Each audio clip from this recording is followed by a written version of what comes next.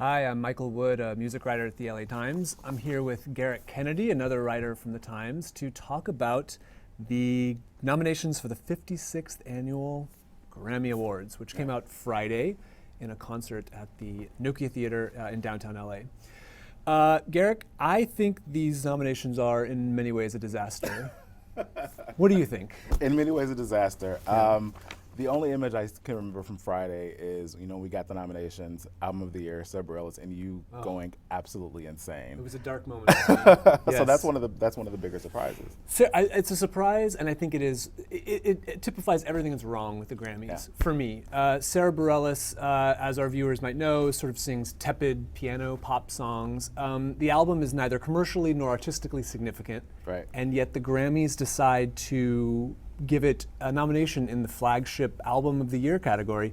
So to me, it just shows you the Grammys are focusing on all the wrong things. It's not, did you sell a lot of records? Are you Justin Timberlake? It's not, did you make a great record? Are you Kanye West? It's, did you make a boring record that upholds an old-fashioned value system, which is Sarah Bareilles. So you mentioned two people who aren't in the category, Justin and Kanye. We have Daft Punk, Kendrick Lamar, Macklemore, Ryan Lewis, and Taylor Swift. Sure. So who's going to walk away with that one, do you think?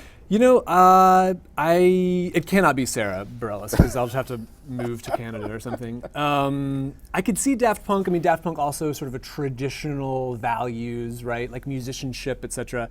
But I could definitely see this going to Taylor Swift. What do you think? Okay.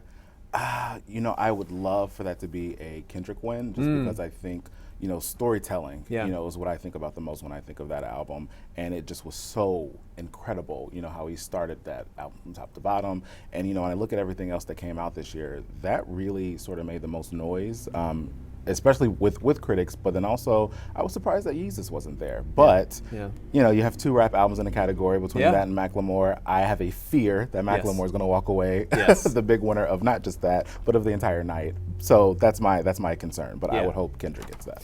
Let's talk about Best New Artist. There was sort of a weird moment where Lorde, the 17-year-old New Zealand singer and songwriter, got a lot of nominations for her song Royals, Record and Song of the Year, but then not nominated in Best New Artist. Yeah. Which again is just like, what? Like, what? Why? It was weird because of all the toss-ups. For sort of the dark horse thing, I knew she would be in for sure. Yeah. I thought Casey was sort of a toss-up. I told you this, but I really want Ariana Grande. Sure. And Best New Artist. There was a couple other different directions. Imagine Dragons could have been in this category, and it's just one of those things where it's like, well, what happened? So what's your biggest surprise out of Best New Artist? I'm looking at a name, and I think James Blake. James Blake? Bizarre. But also Ed Sheeran, a guy who was nominated last year for Song of the Year, you know, and now he's Best New Artist. It's strange. It's strange. Well, that's what we think, as horrified as we are. This is Gerrick Kennedy. I'm Michael Wood with the LA Times. For more on this story, you can go to latimes.com. Thanks for watching.